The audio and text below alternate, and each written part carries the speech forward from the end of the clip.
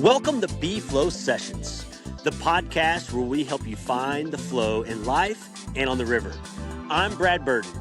Join me as I talk to paddlers, athletes, and adventurers who are all seeking the flow. B Flow Session is brought to you by the brands that keep us in the flow: Dagger Kayaks, Sawyer Paddles, Stolquist PFDs, and Level 6 Gear. Thanks to them for keeping us in the flow. Check them out and take your next adventure to the next level.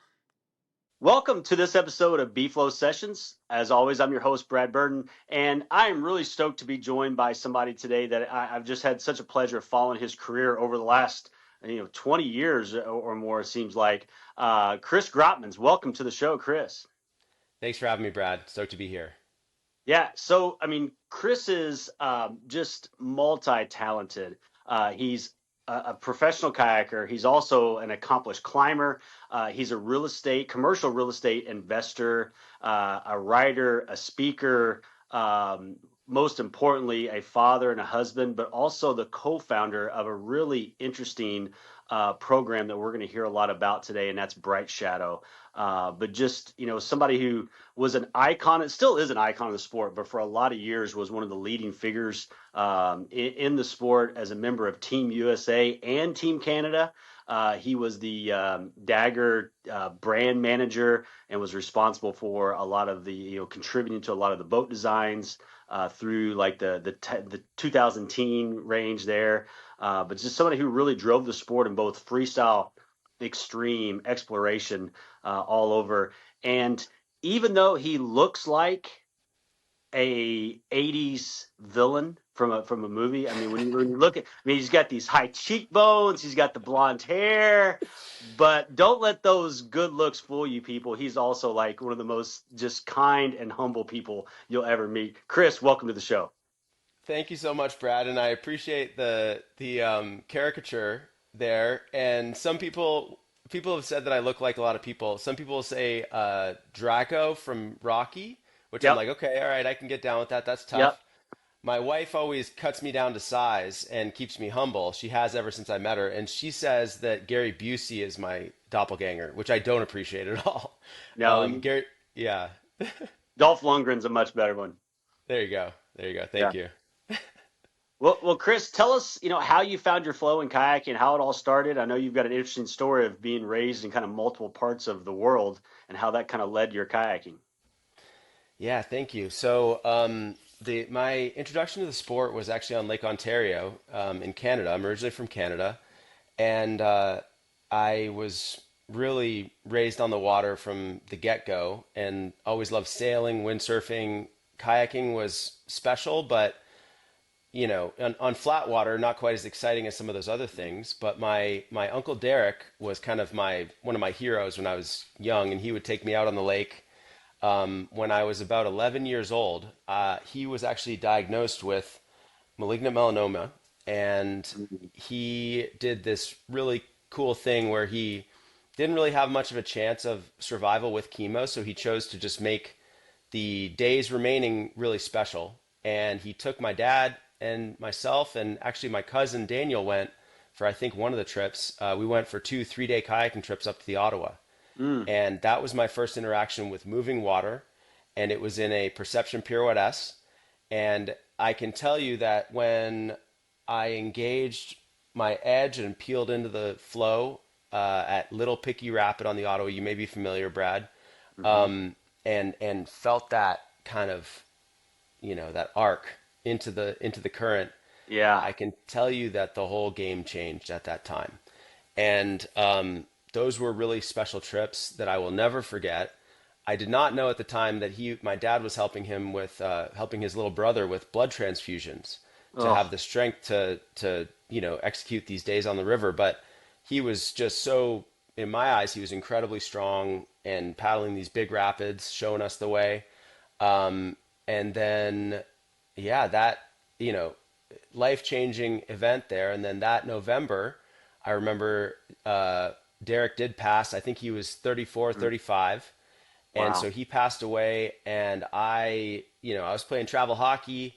I was a competitive sailor, but kayaking just you know, it took over. Like the other things were distractions from kayaking at that point. And Yeah. one thing to kind of wrap that story is that ever since then, honestly, to this day, I just did it a couple of days ago, running a big line on the new Green River and the new Gorilla.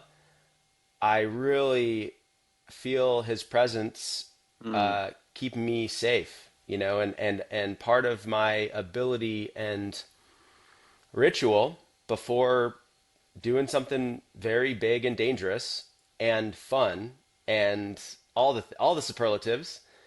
Part of my flow with that is to just kind of ask him to guide my paddle on my boat and kind of you know be with me. And Wow. so yeah, that's kind of my start in the sport. But yeah, talk about how then you grew up in Canada and you get access to getting to go to the Ottawa River, which is people would argue maybe the best play river in the world. Definitely top two or three for sure. But then also getting to experience the Southeast and the green and that whole scene in the Southeast. You got a best of both worlds growing up there.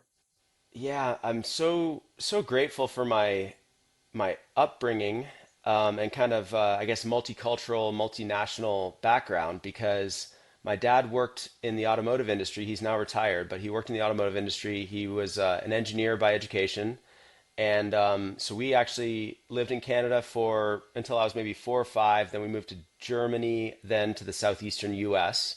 And we always retain that connection with our Canadian roots. I still have every extended family member, other than my immediate family, my siblings, my parents, and myself. Everybody else is still in Canada Mm. and in Holland. Actually, my dad's Dutch, and so we have always gone back to Canada every summer. Now it's just a week or two with my children and my wife, and our family will go back up to where I was raised, which is really special. But it used to be, the whole summer I would spend at the cottage, and it was amazing. I got to kayak the Ottawa all summer. Well, as much as I could afford, because I would I had an old '89 Honda Civic hatchback, and I could make $30 American go a long ways with that car, right? Some macaroni and cheese kind of boxes and a camp stove, and maybe stretching the limits a little bit at River Run in terms of how many nights of camping I was actually paying for. Trying to level out my relationship with the universe in that regard these days. But, would spend the summers on the Ottawa, and then in the shoulder seasons, spring, fall, winter, I was based in Greenville, South Carolina, and then in Asheville, North Carolina, and was kayaking the Green, the Gauley, the Chattooga, the Ocoee, the Nantahala. I mean, it was just such a perfect unintentional pedigree for to become a good, well-rounded kayaker. My parents, my dad uh, paddled with me until I got my license, and then he was like, "Okay, whew, I'm absolved of this burden." It wasn't, of course, it wasn't a burden for him, but I'm the oldest of 4 kids, and I am the most obsessive of any of Mm. them. And so I demanded a lot of my folks, and I'm eternally grateful to them for helping me to get started in the sport. And so, yeah, I mean, it's almost like a skier who can ride slope style or half pipe in one season and then go do big mountain Alaska skiing in the other season. It's just like such a unique all around training ground. And to this day, I still call the Ottawa and the Green River are both equal home rivers to me. So those are my two home rivers that I am so proud to call home. And anytime I can reconnect with either of those waters, including in the Green's current state as a very different river, I'm I love it so much. There's so many memories with both those rivers. That is so awesome that you got to experience that and clearly shape the kayaker that you are because you're such a well-rounded kayaker. You're so versed in so many disciplines. Because what you find is And I think Corin really talked about this. Like paddlers develop their style based on where they grew up, and specifically like in the '90s and 2000s, kind of my generation. Those Canadian guys from the Ottawa, they had a very very specific style, right? And then the South Africans, like the Steve Fishers and those guys, the Riot guys, they grown up on the Zambezi. They had a very specific. Us Southeastern guys, Yep. whether it was creeking or freestyle, we had a very specific style. We had a lot of just pour overs and things. So we were in huck and ends, not really Hmm. worried about big water wave surfing unless it was maybe Rock Island. The Pacific Northwest guys, they have their own very specific style and kind of, were some of the forerunners for waterfalls. And different things. So my point is that different pockets kind of develop different style of paddlers, but you had an exposure to a lot of different styles early on. It's totally true. And yeah, we do naturally, all of us need to acknowledge the presence of our own egos. And we are naturally going to subconsciously play to our strengths and Yeah. define ourselves as a certain, as a certain like style of kayaker or whatever it is, whatever sport we do. And so, I at first I was very much a freestyle kayaker. I surf carburetor, corner wave, push button, these iconic auto river features. And I didn't really approach class five very much at all until I was about maybe 14 or 15, at which point I was more than qualified to go paddle the rivers of the Southeast. And it was like a flip switch once I did Mm. try a creek boat for my first time, run the Green River, run Wilson's Creek, the Watauga, and it began, and that was a special, illuminating thing. And one thing that I love about kayaking is that it's almost separate sports in the same sport Yeah. because they're just so different. Yeah. Like surfing Skookumchuck or some big wave, Gladiator on the Ottawa, or that is so different from flowing down, the green or the Toxaway or what. I mean, these are almost different sports. Like they're Yeah. just so different. And so it's always really fun when, like you're saying, you can take somebody from the Ottawa, bring them down to the Southeast, put them on a creek. And I actually have a good story for you on that front. Or vice versa, some of the best extreme racers, in the Southeast, if I can put them in the eddy at minibus, and then say, okay, take this tow rope, now go tow out there, and get onto this curving, angled wave that's like kicking into the toilet bowl on minibus on the Ottawa, which is a very powerful, intimidating feature. And I mean, their minds are blown. They're just like, Right. holy, totally out of their comfort zone. And so, yeah, I've just been grateful and fortunate to be able to be immersed in several of those worlds, and that has helped me to retain a comfort level, dipping in and out of those places. Even recently, you mentioned Andrew Holcomb. He and I both ran the Stikine River for our first times, a month and a half ago, and both Andrew has a similar backstory where he's gotten to paddle so many different places around the world from a very young age, and both of us were, of course, tuned up because that river has a reputation larger than life. Sure. But we felt confident in our, shared ability to, um, I don't know. I'm becoming more of a hippie as I grow older, but just commune with that river, understand Yeah. that river, and tune into its frequency relatively quickly. And that is how it was. Yeah, it was a fun trip. Yeah. A lot of kayakers like Andrew, and I was like this. Like you get exposed to a lot of different rivers when you start traveling. Like I worked on the Yeah. Futu and I've spent time on the Slave and the Ottawa. So you're going to get exposed to big water that you don't get exposed to in the Southeast. But of course, you get the fine-tuned play boating and the creeking in the Southeast.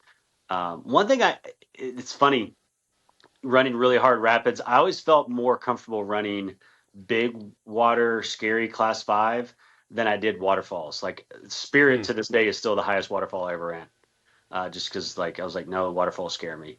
Yeah. But like Zeta on the Fuda, I was like, I can see that line, and just I don't know. That's Yeah. you guys that are doing those 60 plusers, man. That's Again, it's all relative. I love, and I totally understand that, and we're gonna kind of gravitate towards and instinctually be comfortable with different things. And I hmm find that I personally have an instinctual aggression is not the right word, but ability to synthesize and um, I guess voluntarily take on significant risk and challenges in whitewater. I can't really control how, I guess, aggressive or intense I'm going to be. I just, some years I'm on, some years I'm not. yeah. And I have to just let that happen, you know? hmm And so for some reason, maybe it's my version of a midlife crisis with this 40 mark that I've now stepped through the portal of. But over the past year, I've been on and I have been going hard. And if that ends, that's okay. Or not ends, but diminishes Right. for a period or, eventually class five will have to be a thing of the past, but it's not yet. And yeah, it's like, because we're playing in these environments that are just some of the most powerful environments on planet Earth, the more we can tune into that instinctual, deep knowing of our hmm own heart and soul, and like our relationship with the flow of the river. And I love the kind of I guess the message of your podcast and the title.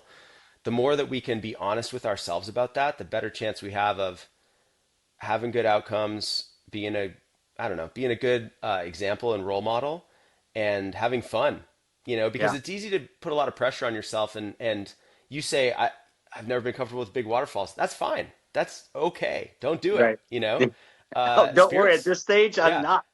exactly. Baby Yeah, falls on the Teleco may be the limit now. that's right. And that's an iconic, amazing It is. drop. Um, I remember that I was that I people it is natural to feel almost apologetic or something about when you're not feeling that fire, and Mm. I think it's totally okay, and we're all at different places, and no experience on the river is more valid than any other experience. I remember Nantahala Falls giving me the same feeling as Oh the yeah. first the first D of DeSoto Falls, or of Nakalula, or of I'm looking at an Astral poster from the 2011 Whitewater Grand Prix of Bridge Rapid, running this colossal 70,000 CFS, one of the biggest rapids I've ever run, and it's like that's all the same experience. Right. I'm just come from the fortunate place of being able to iterate and take those baby steps more and more and more, and build on that my whole life, where not everybody has that, nor should you want to do that. That's okay. Right. And I'm recalling a conversation at the GoPro Mountain Games I had one year, and I just was like watching the freestyle event, and I am standing next to a surfboard with some posters on it, and I'm like, oh, this is cool. This is a huge wave. This person's surfing, right? And I'm like, dude, I'm talking to this guy, this random guy. I'm like, oh yeah, da da da. Talking about kayaking or something, and then I'm like, wait, is this you? And this guy's like, yeah, that's me on that wave. I'm like, can I swear on here, Brad? Or Oh yeah. I can just mark it okay, explicit. It's okay. okay. I'm like, no shit, this is you, dude. And he's like, yeah, that's me. And he's like, that's a 90-foot wave. And I was like, no way, that's a 90-foot wave. And I was like, I ran a 90-foot waterfall last year, right? And so I'm standing there trying to Right. comprehend what it would feel like to surf a wave as tall as Nakalula Falls, Right. right? And he's standing there thinking, what's it like to fall off this waterfall that's 90 feet tall? And Yeah. we're both coming from the sum total of our own experiences in life, Right. and thinking the other person is insane, right? Like Right. that's Oh so yeah. crazy. Yeah. Yeah. And so it's all just relative based on our what we have dedicated our own lives to. And that's Right. really fun to kind of brush up against. That's a unique situation where he's just had this experience of surfing this huge wave. At that time it was the world record wave. I've just run a 90-foot waterfall, and we're there like, dude, okay. We're kind of like talking about this different interaction with Mother Nature, with the water of Mother Nature, Yeah, from these different perspectives, and it was really fun, you know. that's really Um, cool. yeah, I remember I was like, dude, can you sign a poster for me? He's like, of course. And so he wrote this message that I have always loved, even though my dog literally ate the poster, Oh, which broke geez. my heart. Yeah, Yeah, but he wrote Chris, live your dreams, Garrett McNamara, live your love it. dreams, and that's just a really concise, cool way of encouraging somebody. I've Right. always appreciated that. Yeah. I love it. This next segment, I usually ask people flow guides. You mentioned your dad, your uncle having such a big impact on you. You're certainly welcome to mention any other mentors that you had in the sport, but I want you to talk about. We were talking before about different generations of kayakers, and I was in that generation of the Jimmy Blakeney's, the Andrew Holcombs, the Keith Lyles. That was kind of my peers there. I mean, obviously, way others, the generation right behind me, the Clay Wrights, the Dan Gaviers. But then you were in this next generation, kind of that young guns generation. Talk about some of those guys, how you were kind of pushing each other, and maybe some of the rivalries and competitors you had during your generation there. Yeah, happy to talk about that. So, first of all, got to give so much credit to my no offense meant with this, but my elders. And I know that I'm an elder to somebody. I Sure, say it in an endearing way and a good absolutely. way, not as in you're old, No, like there's no. yeah. Yeah, Yeah. So so I got to give so much credit to my elders, and those include, I kind of think of like the different stages of my kayaking progression. And mm, there's a guy named Matt Kraft in Greenville, South Carolina, who's actually no longer with us, not from a kayaking accident, but I remember him taking me to the Chattooga River very early on, and that was just so appreciated. And he kind of shepherded me for a period. And then after Matt was Spencer Cook, was mm, Jimmy Blakeney. I remember showing up at the New River Dries.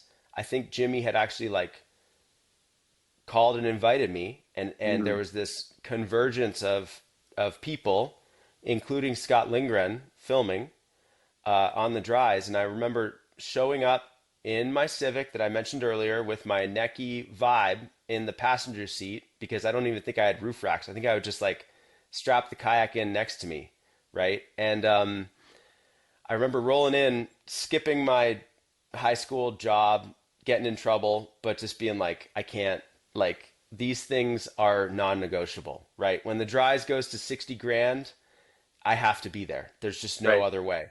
And I remember that those periods of being such a sponge around Jimmy, around Brian Kirk, around Brian Jennings, around Fisher was there, Clay Wright was there, Scott Lindgren was filming, and I think and hope that I have drawn the best balance that I can between humility and um, competitiveness and Yeah, ego you got to have and both. drive. You got to have both. Yes. And I showed up, didn't have anything to lose because nobody knew who I was. And I was 16 years old, and I was in a cutting edge design that other Hmm. people didn't have. That the Necky, there were a few boats that really changed the game, and I was a beneficiary of several of them. So I got in a Riot Disco early on, and I got in a Necky Vibe early on, and those things really helped me to do things that other people could not do. And even the best in the world, a lot of the best in Right. the world could not do these things. And so I showed up at the Dries in my Necky Vibe and was slinging my children. Alice, hang on one sec. Go ahead. Alice, stop. My children are yelling and banging on the door. Alice, stop. No, no. Go back to Pepe's house. Hang on one sec, Brad. Go ahead. All right, thank you. Sorry for the trouble.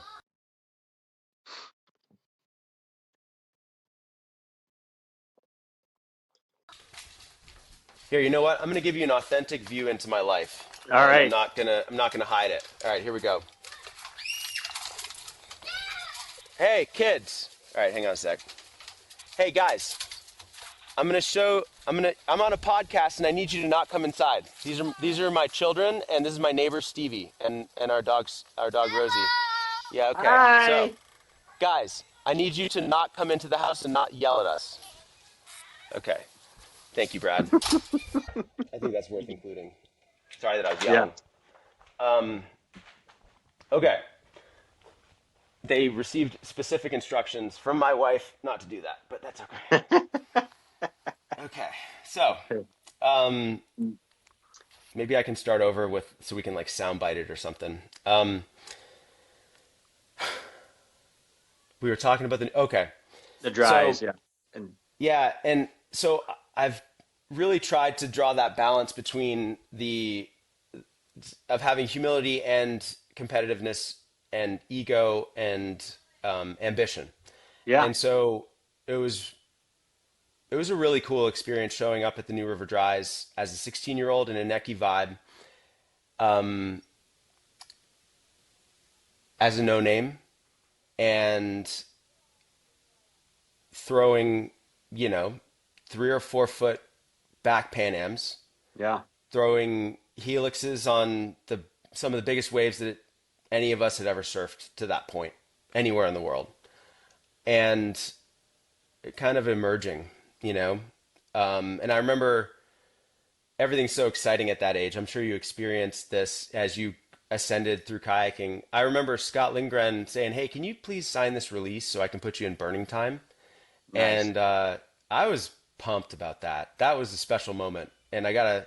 Scott's now a friend, and I feel like I've told him that, but I'll have to do that next time I see him.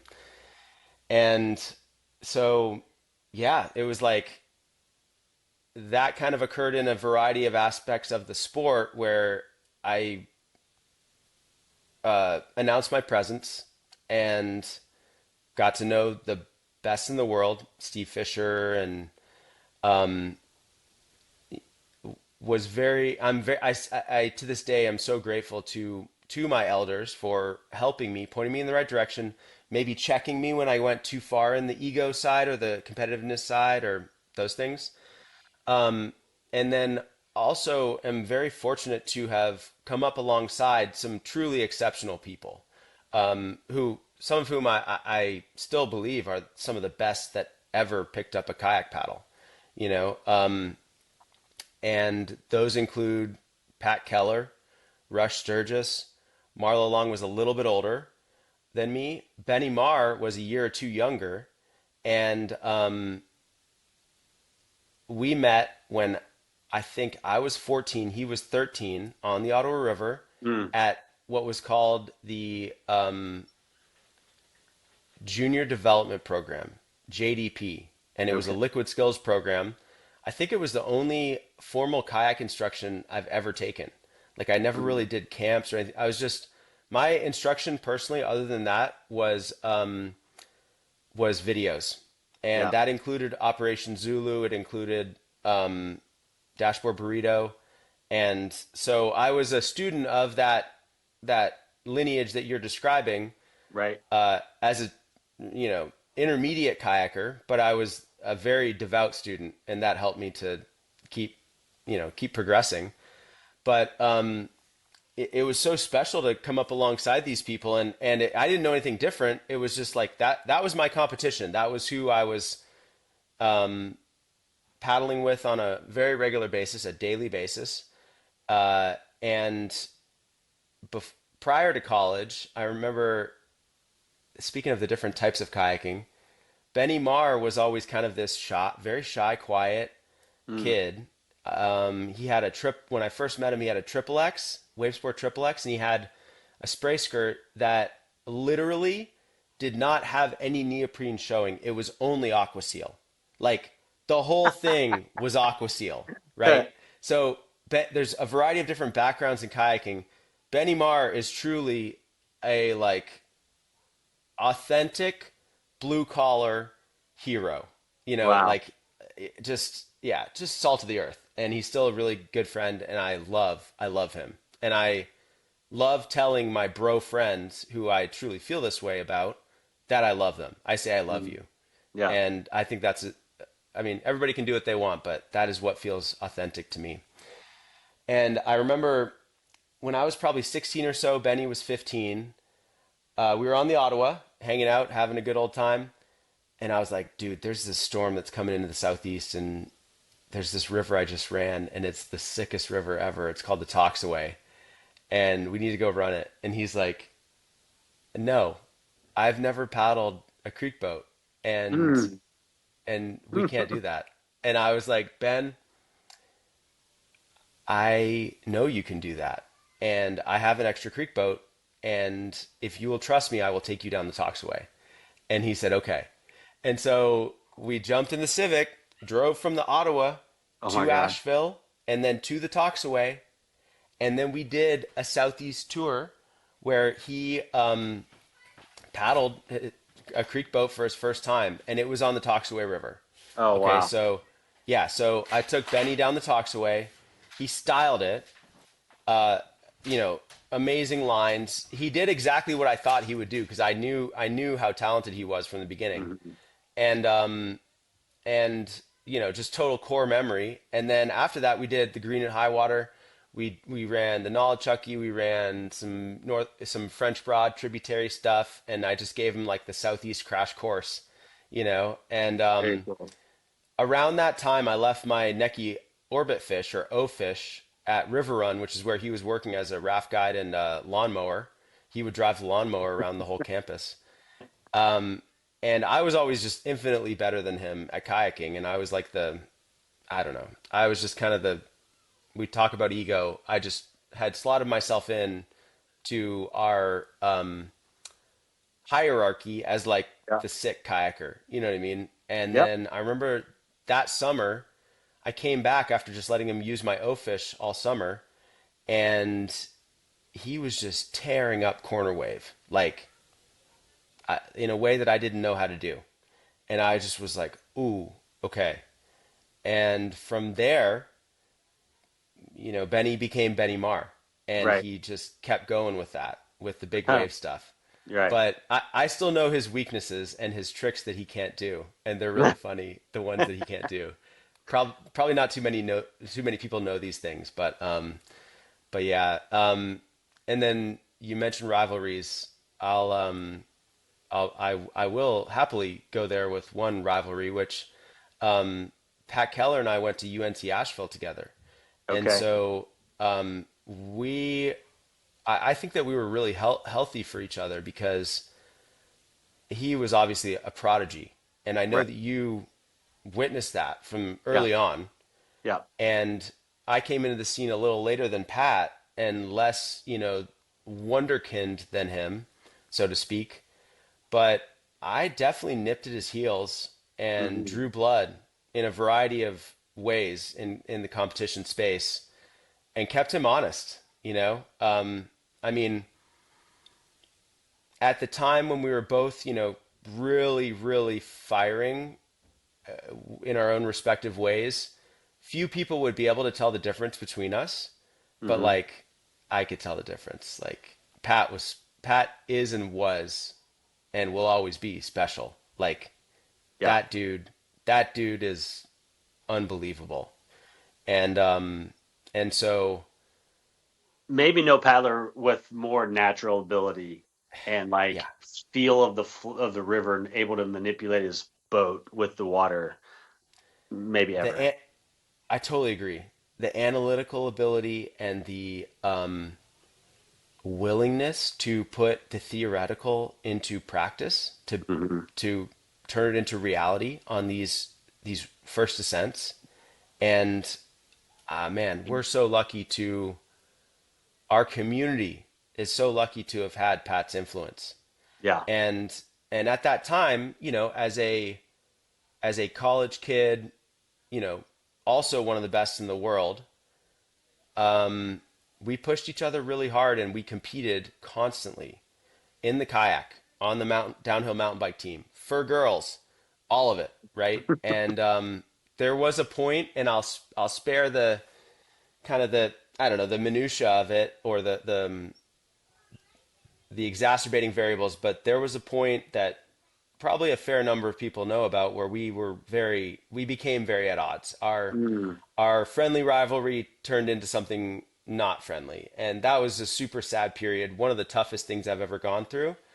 And fortunately, it didn't last forever. We good. worked it out together, and I love Pat. He's such a good human, and he would do anything for anybody. And I've seen him do that on the river. And I anytime I have an opportunity to mend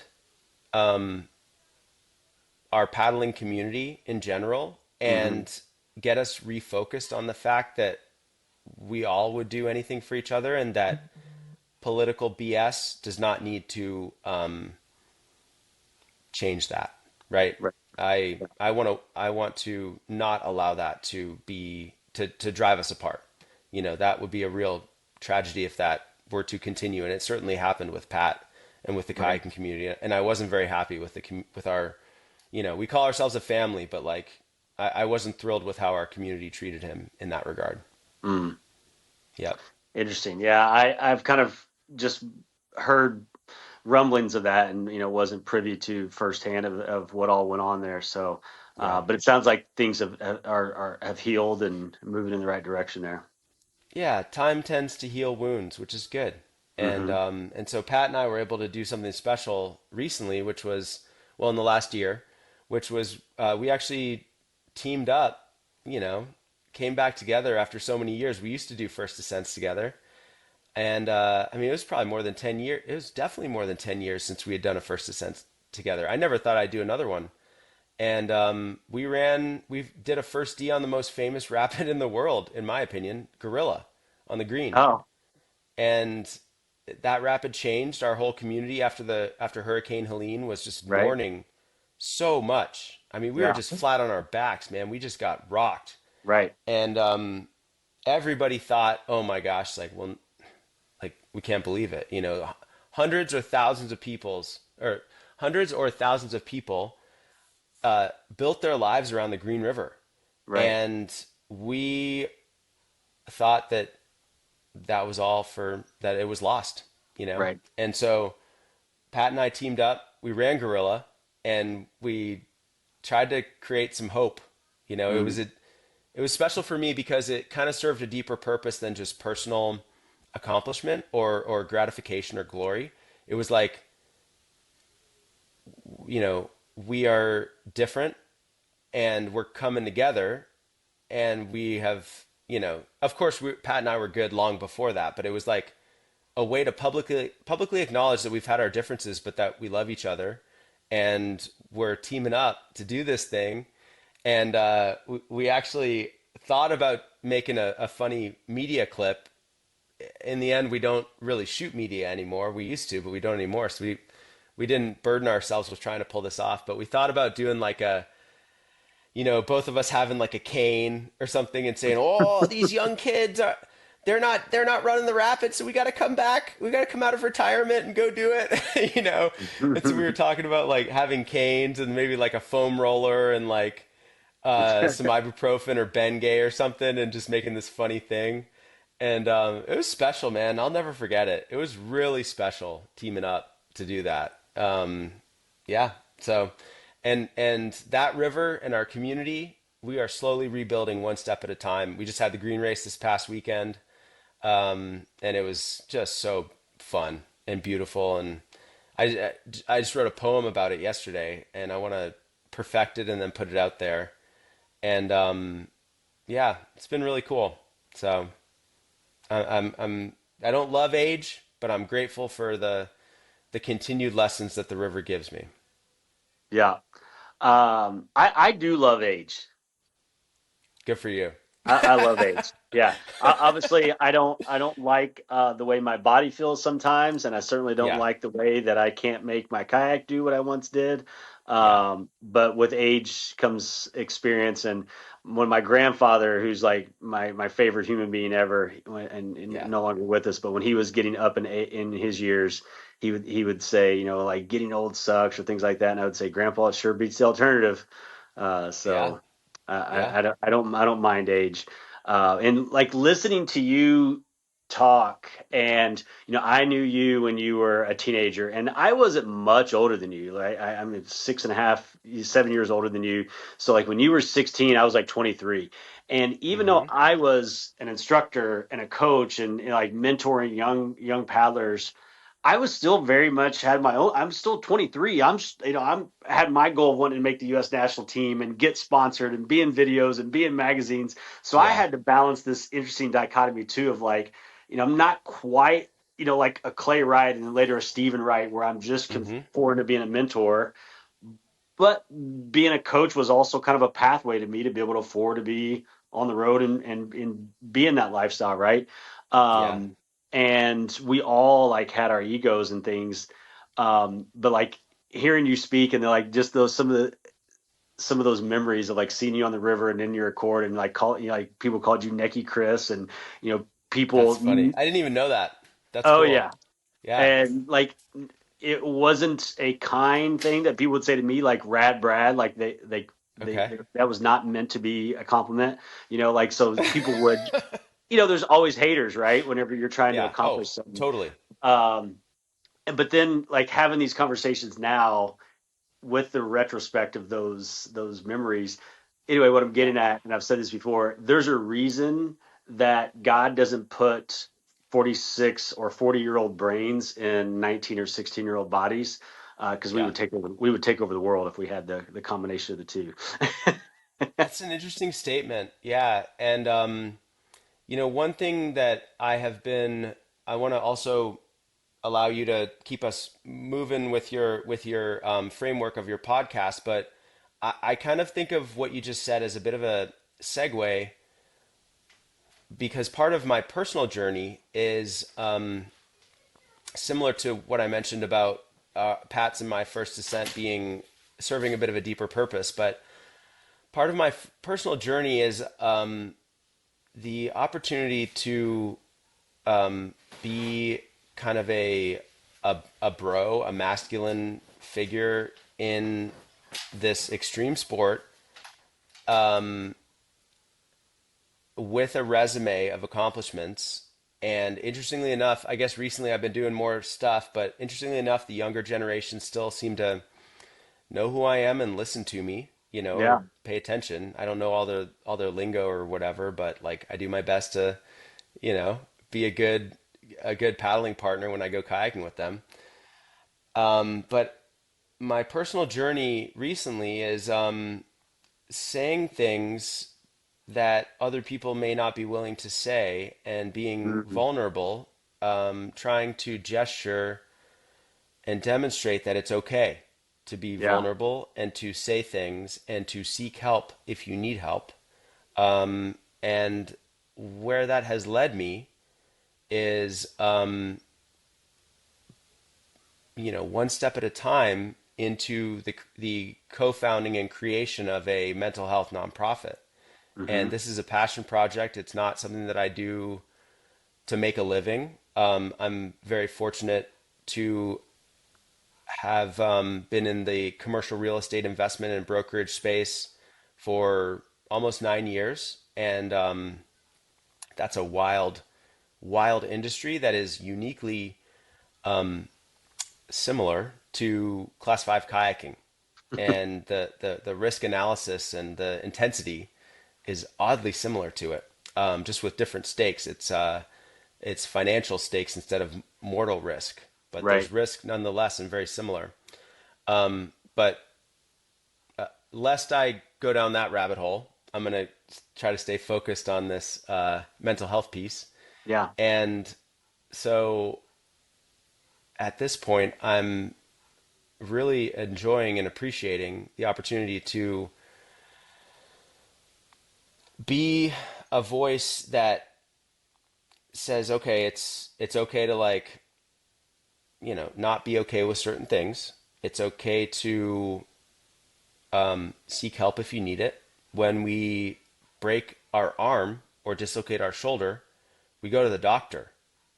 And why is it stigmatized that if we need help up here, that Yep. is not, that's not acceptable, that's not masculine or manly? I don't want to make this only about men. It's not.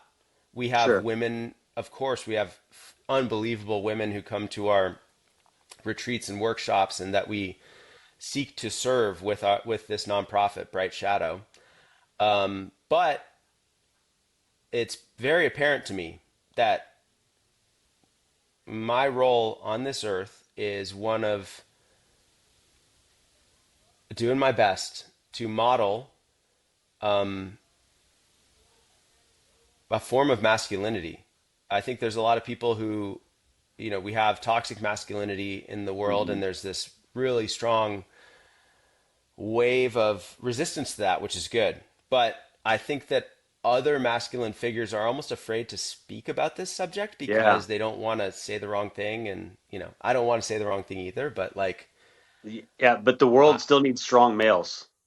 exactly, Yes. exactly. And so I haven't quite landed on the word for it yet. You could say, okay, you got toxic masculinity. There needs to be positive masculinity. One expression that I really like, and I credit this to Jessie Stone, who has her Mm. nonprofit, Soft Power. Soft power is such an interesting expression, and that is kind of how I think about this. Um, and I believe that positive masculinity could be defined as soft power. Yeah. And so what I'm trying to do here is approach some subjects that are difficult to talk about. One of those subjects is losing our friends to the river, Mm. because as you know, Brad, that it's incredibly difficult to have the place that is like your most important sacred place, that it's where you go to figure out life's problems, life challenges. It's seen us through so much, the river, the Yeah. woods, Mother Nature. And it's very difficult when those places once in a while take your friends. Yeah. Like, how do you deal with that? I have struggled to reconcile that my entire life.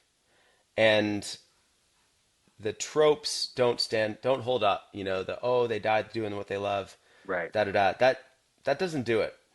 And so I have attempted to be a voice in I don't have the answers, I don't have the solution, but I do know one thing, and I know that it is helpful to talk about this stuff in community Hmm. and to create containers and spaces where we can go there.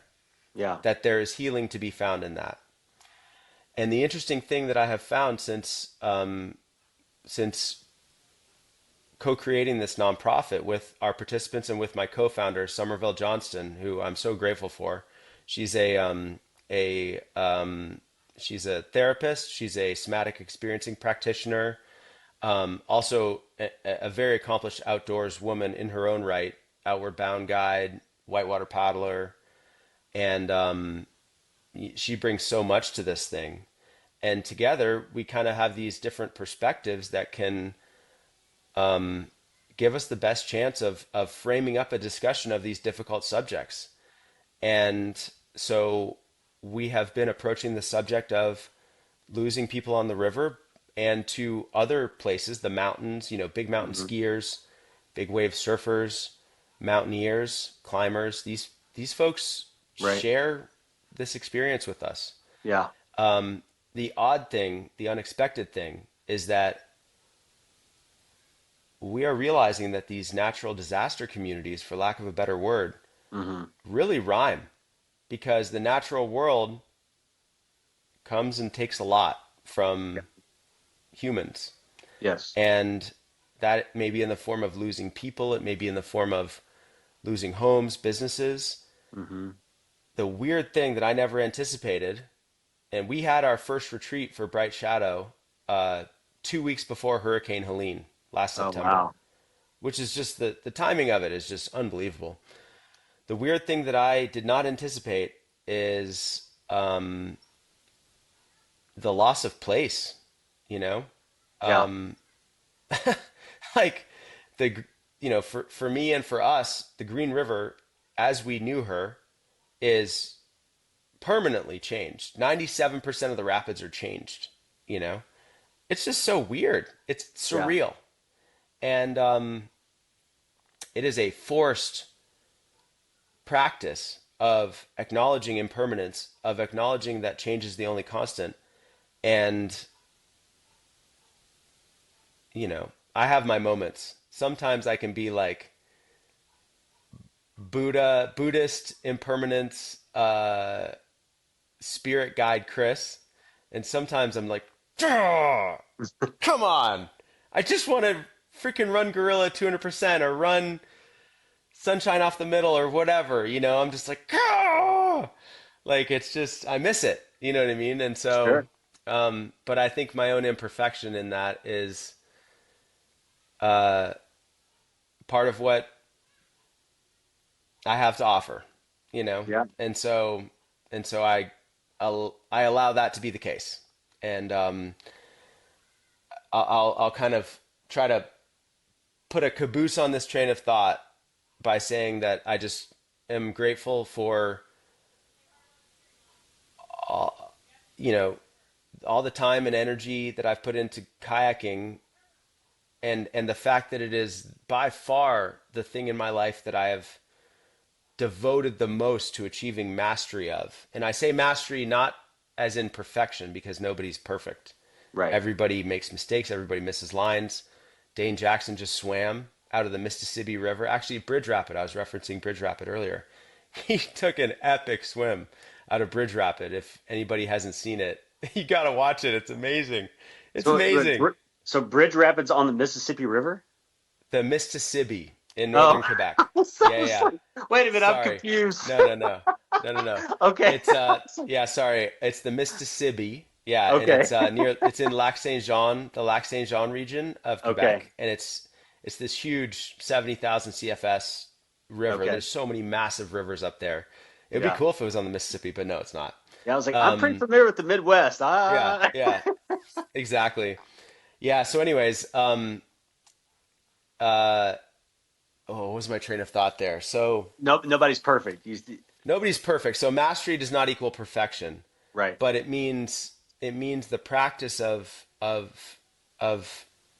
giving yourself to something. For in my case, kayaking, and it's been my whole life that I've given myself to it, and the opportunity to harness that dedication that I've given to it and attempt to um, channel that energy towards something positive that might help other people is I'm so grateful for that. And it's like, who knows where it's going to take us. It's been a heck of a philosophical self-discovery journey. And yeah, I'm just so grateful to eat. It's a very vulnerable thing to show up at a retreat, even if it's free, which we do a sliding scale. I encourage people to like not be prideful. Like, please click full scholarship requested. We have some generous donors, and um, it's such a privilege to be able to unlock group and individual mental health care to folks who may have never received it before, who may have never written in a journal before, who, you know, it's really special to witness that. And I'm so reverent to the experience of vulnerability that our participants have of showing up for an hour and a half workshop where they don't know anybody, they don't know what to expect, or much less a whole weekend. It's like you're going to this place for a whole weekend, and that is so intimidating. Everybody's so uncomfortable at first, and I Right. don't blame them. It's intimidating and vulnerable for us as the facilitators to put it on because we're like, Sure. okay, we're going to do this. Anybody want to come? And it's like that's difficult. That's not Yeah, an easy thing to do. And so, but the best things in life tend to be challenging. for sure. Those the best memories that we have on the river are usually preceded by a great deal of uncertainty and intensity, for lack of a better word. So, Right.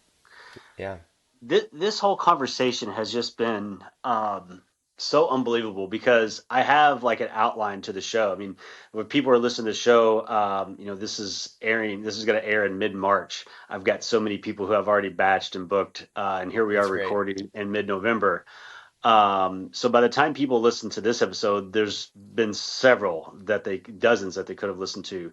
And I asked the same questions. I wanted to stick with a Hmm. general outline. But what's amazing about this, Chris, is I asked you the first question, how did you find your flow? And organically through this just wonderful conversation, we covered all of the topics that I normally do. I mean, we've talked about Good. perfect days on the river. We've talked about hard days on the river. You now shared like things that are going on in your current life and things for the future. It's been wonderful. But I do want to Awesome. ask another question. Flow advice, and I want you to think about two different kayakers here, two different people at stages in their paddling career. One would be a new paddler, somebody just learning the Hmm. sport, and then another person very similar to me who was maybe accomplished to whatever level, but could do whatever level they were at a fairly competent level, and then left the sport and are now trying to return. What advice would you give to those two groups of people? It's a great question. And I embody that as well, because I think that the best athletes in the world go back to the basics all the time. Mm, mm-hmm. The best basketball players shoot Yep. free throws. Yep. You probably have better analogies than I do on that front, but Dane Jackson works on his forward stroke in Yeah. flat water, right? He tries to constantly refine and perfect his forward stroke. And so I think that something that I try to stay very, very conscious of, and this is what I have committed to my wife, Ashley, because I will not tell her that I can take the risk out of class five kayaking. And I also would feel inauthentic to myself if I didn't paddle class five whitewater. Mm, But what I would what I continue to say to myself, what I would say to anybody who's getting into or returning to the sport is to attempt to be as intrinsic as possible about motivations mm, and to tune into the deep inner knowing and instinct that we all hold and not subscribe to any outside narrative of what you should be doing or what should be fun or how far to take it or any mm-hmm. of those things. And just do what you enjoy and attempt to explore this unbelievable sport that links us with a beginner's mind. Yeah. And I mean there's just so many beautiful things to experience. And so I think that just trusting your instinct and not allowing yourself to be swayed to do anything that feels like something you don't want to do, and just trusting that inner knowing. That's some real abstract stuff, but for me that is like my north star Yeah. is, does this feel right, does it not feel right? Mm, And it takes a little bit of time. It takes everybody some time to understand the difference between the tenuous kind of reservation that comes along with pushing yourself and your own limits, and that's healthy, that's good. And sometimes the correct answer is to push through that and do the thing and feel the immense uh, gratification of accomplishing that thing. mm-hmm. But the real skill, in my opinion, is learning the difference between those like butterflies, like, ooh, I don't know, Mm, okay, I'm gonna go for it, I'm gonna run not Nanny Hill Falls or whatever it is, whatever right. rapid, um, and then you go for it and it's glorious, with the deep, more ominous feeling of like, I shouldn't do this. This is not Yeah. good. Mm-hmm. And for me, sometimes that instinct says, I don't know what's going on here with this horizon line, but that's a class four rapid. I've done it before, but like I'm gonna walk it, you know. Mm, And so sometimes I'll walk a rapid that I've done many times and just not feeling it. But then sometimes I'll allow that instinct to say, dude, let's light this thing on fire and let's freaking go for it. And I've had a couple of those recently that have been special, and I really value those experiences. And I think that my instinct at some point will sway back way more conservative in terms of my risk level on the river, and that's totally okay too. Yeah. So, you know, there's lots of other things to say, lots of other advice to give, but I think what I'm drawn to give in this moment is just our instinct deep inside, our inner knowing is so much, it's so valuable. And the more that we can bring awareness and attention to that, the better. And what I'll also say is kind of transcending beyond the kayaking piece is that I learned to listen to that instinct on the river. And I Mm. believe that it is something that has kept me around. Sure. And I'm so grateful to have tuned into that instinct, and I have learned how to apply that instinct to other things, like commercial real estate transactions, like who to work with in partnership in a business, right? Yeah. Who to align myself with. And oftentimes I will just say in a situation, and I can't exactly put my finger on why, but I will say, you know what? I don't think we're a good fit, and I recommend that you try these other avenues for your business or for your partnership or whatever. And I just think that practice of tuning in with your own instinct and your own deep knowing is something that can be so valuable to our life on the river and just life in general. I love it. Are you ready to we have ran some rapids together. Are you ready to run some rapids with me now? Yeah, let's do it. All right. So this is a rapid fire, but I also want you to think about it in terms of like a Mount Rushmore. So I'm going to throw out a category, and you give me like your top 3 to 5 from each of these categories. Cool. Favorite kayaks of all time. Okay, so we're all, of course, influenced by when we, traveled through our own progression. So I'm going to Yep. speak from that perspective. The Awesome. disco changed so much, so Yep. much. Unbelievable boat. It was a true pleasure and honor to have some involvement and participation in the development of the green boat, the Dagger Mm, green boat. yeah. That's a special one. Yeah. I've already mentioned the Necky Vibe, Yep. and that boat was amazing. Mm-hmm. Try to think of one more. Maybe you know what? I'm going to trust my instinct. I'm going to say those three boats. Let's just go with Love it. that. All right. Good. Yeah. I think I know two of that will be on this list, but you see if you can come up with two more rivers of all time. Oh, yeah. Okay. Yeah. You do know too. So, home rivers, Ottawa and Green. Yep. And those rivers, it's like obviously the Green has changed. The Ottawa's changing too in different ways. Mm. But those rivers have stood the test of time, and I believe that they will continue to. And they are my homes.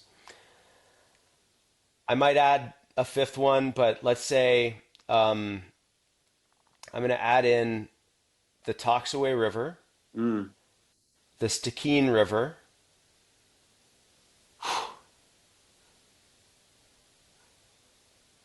Upper Cherry. There's Okay. a strong argument for Upper Cherry Creek to be the best river on earth, okay? Okay. Because it's just so special. It is Right. so special. The holistic experience of running Upper Cherry is truly bucket list stuff. And I mean, all those other ones are as well. Of course, the Stikine is a bucket list river, but Right. like Upper Cherry, just bang for the buck, and like the experience of it.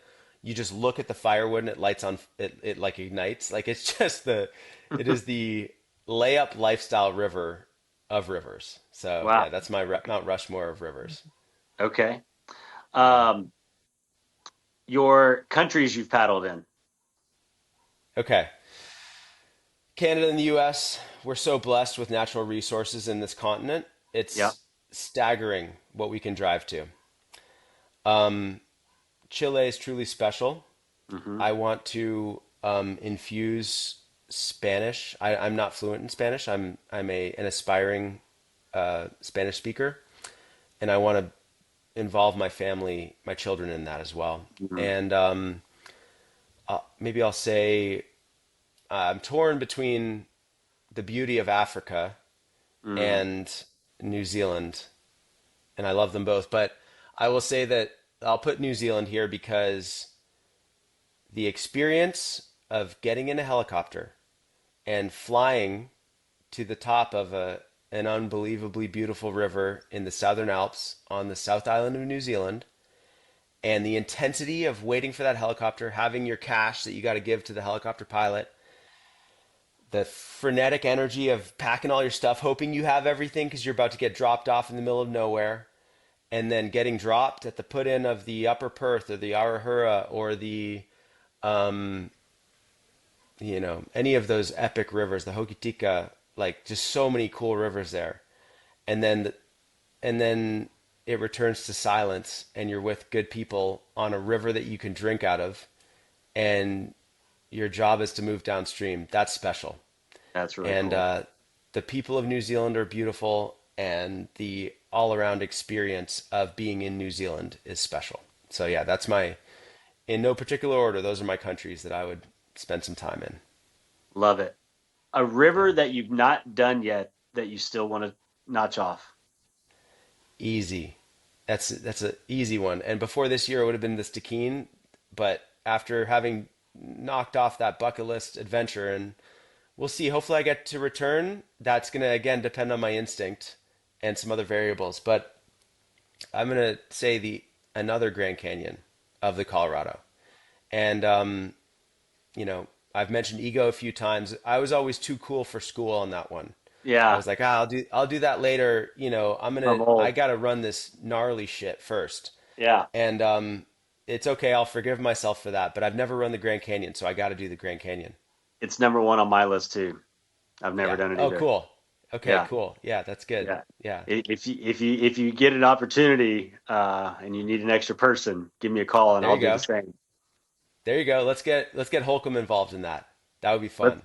let's an old Team D reunion on the Grand Canyon. That's that's right. Sounds good. Speaking of Andrew Holcomb, not I didn't mean to prelude into that necessarily that he would be on your list, but he would be close to a lot of people's list. This next one is kayakers of all time. Oh man, yeah, such a good one. So my top three would my top three is I'm going just raw skill and ability and contribution to the sport. Okay, Do it. Yeah, and my love it. and Andrew's absolutely in this mix. And honestly, like he is in this top talent mix as well, like one of the best ever. For me, I put him more in the earlier category of just a great mentor, Yes. and friend. So, but my top three, I gotta call out Pat Keller, who we've already spoken about, whose Hmm. talent I think some people will appreciate, some people will never understand. That's okay, but I'm one of the people that appreciates it. And Steve Fisher for his incredible contribution to our sport. And I have always said prior to the ascendance of Dane that Steve was the best ever because of all the things that he gave to kayaking. I agree. And Dane is now the best ever. He's the goat. And He's the goat. he's amazing. He's amazing and he's a good kid. He's just a really good human. And so, yeah, Dane's going to continue to show us what is possible for a protracted period of time. So I'm going to throw in one or two wild cards Okay. just for their influence on me.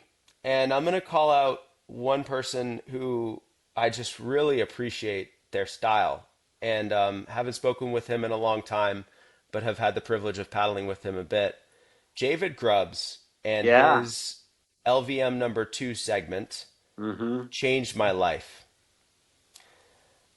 I can't tell you how much I appreciated his unbelievable style in a kayak. Yeah. And, he doesn't have the same, I guess, pedigree of in terms of like all aspects of the sport as Right. the other folks that I've mentioned, but like just the way he used to do things. And Yeah. I really appreciate it. And so David, I'll tell you that sometime, but I mean, yeah, just poetry in motion is what he did in Hellhole and in There so was many other nobody better at places. Hellhole. It You, was it was it was magic. So, When yeah, you mentioned him, like, and then think about your style too, like there was this wave of, you see different style of yep, paddlers come about different generations. You think about like in the mid 90s when the boats were so big, the Mark Lyles and EJ and a lot of it was like Scott Shipley, guys had to be pretty strong to be able to throw those boats around. And yeah, then I think about like, my generation, like me and Keith Lyles and Jimmy Blakeney, like we were all built about the same, like 5'9", 160. But then there was this other, like the tall, lanky, light guys, you, Javid, uh, Andre was like that, right? Like kind of yeah, 5'11", Andre, 6'1" yeah, with yeah, really long arms. And you guys could just yeah, like boom out of the yeah. water. Yes, absolutely. And I mean Javid's fluidity Yeah. and it's like he didn't tailor it necessarily to competition. He could have done better in competition if he just was ruthlessly focused on the point scoring system. Yeah. But just his ability to just make that kayak dance, like it was Yes. so special. And so I appreciate it and always will. And then I'll add a fifth here, and I gotta shout out to Benny because Yeah. he just is so special. And I remember being standing on a night party night in Portage on the Ottawa, which is on the Quebec side. We would go over the border because you can drink alcohol younger in Quebec than Ontario, and I'm not condoning anything here. I want to be a good influence. I actually don't drink very much anymore, but I remember standing there late night at Portage at a big party, tradition on the Ottawa with Benny and Max Kniewasser and myself, three best friends, and we were like talking all this smack about being the youngest team to run the Stikine and all this stuff, and uh, those guys got on that river way sooner than I did. And Benny, with his first D of Sight Z in 2012, Yeah. his first time down the river, and then doing all the stuff that he did other than that to contribute to our sport, including his just hilarious creative videos that bring joy to us. Hmm. It's like we can't just consider the raw technical tricks and first descents. We have to consider like who we are as a culture, Yeah. and few have contributed more to that than Benny, Yeah. if any. And so, yeah, so I'm gonna put in Benny as my fifth greatest ever. I love it. What about now? This is final flow. And I think I might even know some of the answers to this. But so this is, there's things that we do in life for the last time that we didn't know we were doing it for the last time. And if we knew it was the last time we were doing something, we might go about it with a little different perspective. So I want you to think the river gods have come down and they said, Chris, like you've had a good run, but this is the last time you're ever going to put on a spray skirt, but I'm going to give you some parameters here. I'm going to make this special for you. You get to pick your river, you get to pick your boat, you get to even be whatever age you want to be, and you get to pick your crew. Yeah, I've heard you ask this question to some of the other guests that I've listened to, and it's a special one. And it's actually hard for me to answer because there's non-kayakers that I wish could be on the water with us. But I'm gonna stick to the assignment, and I would Okay. do other things with those non-paddling people, Yeah. members of my family and stuff, right? But Sure. let me stick to just the kayaking world, and I'm gonna say, whew, it's gonna make me emotional because yeah, I'm um gonna call some people back from beyond, Yeah. and so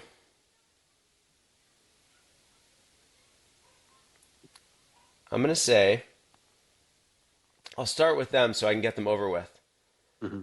I'm gonna say Shannon Christie, Derek, my uncle Derek, and then let's go to the people who are currently here. And I know there's other people that I've lost, but those are the ones that I'm gonna just, you know, not feel bad about mentioning others, but people currently alive, beyond those two, I'm gonna say Benny. I'm gonna say Daniel Stewart, Nathan Silsby, Fergus Coffey, Andrew Holcomb, my two daughters, Alice and Polly, who are currently kayaking. My daughter Claire isn't. I'm sure she'll be Nice. there too because she's gonna start. And then Snowy Robertson, Adrian Levknecht. Oh my gosh, there's people I'm missing. Did I say Holcomb? Holcomb's there for You sure. did? Yeah. Yeah. Good, good, good. I Yeah, think you did. Yeah. yeah. Look, I'll just start there. I know there's people I'm missing. Okay, we are on the Ottawa River and we're surfing minibus together. The boat that I'm in a Nekio fish, Okay. orbit fish, and I'm showing everybody how to paddle those old school kayaks. And some Yeah. people might be in the modern stuff, but like for my money, there's nothing like those long boats and slinging a big clean blunt or a clean Yeah. backstab or a big helix. And yeah, that's what I'll say. That's my last day on the river. I love it. I love it. Yeah. That is, I mean, this was just an amazing conversation. And I want to thank you for being on the show, but for being like so real and so vulnerable. I mean, there was an old, you keep mentioning that, I tend to, now I tend to gravitate more towards like, the sports you might see on ESPN and I actually don't as much anymore, but there was an old show where this guy, Roy Feinstein, and he always made all of his guests cry. So I feel like Yeah. I feel like Roy Feinstein here, man. I brought Chris G to tears. I know it wasn't, Yeah. happy You tears, but did. that's vulnerability, right? That's real. No. Yeah, no, they are happy because crying and grief is a representation of happiness because it's Thousand love, percent. Yes, because thousand you percent. love those people. So it is happy. That is the unbelievable paradox of this, that our culture, we have an odd relationship with grief and And death. death. And Yeah. it's something that we try to suppress. We believe you need to move through it. We say you got to get closure. Hmm. The reality is, I don't blame anybody who says those things, but the reality is that grief for anything, people or anything, there's so many things in life that cause grief. It's something that binds all of us. Yeah. It is a truly uh, universal experience. Yeah. And the reality is that me tearing up or anybody experiencing grief is unexpressed love. It's love Yeah. for something or somebody that you can't give that love to in this physical state. And so it's an honor to, tear up about something like that because it means that those people are special and that and it's also a reminder to tell people that they're special to you. Yeah. And when you experience the magnitude of loss that unfortunately some of us in this sport and in other sports and in certain professions, people who serve our country, people who Yeah. work in First responder. emergency services, Yeah. yes, yes, it is a reminder to tell the people that you love them. So Hmm. don't forget to do But that. I just thank you so much for how real and vulnerable you were. This was an My pleasure. amazing conversation, and thanks so much for being on the show and continuing to push the sport and be involved and do all the things that you do in the sport. And then off this personal for me, thank you so much for everything you're doing now in the mental health space. Absolutely, my pleasure, Brad. And would love to if we can cross paths and if I can drag you to one of our events of any kind, then yeah, I'd love the opportunity to do so.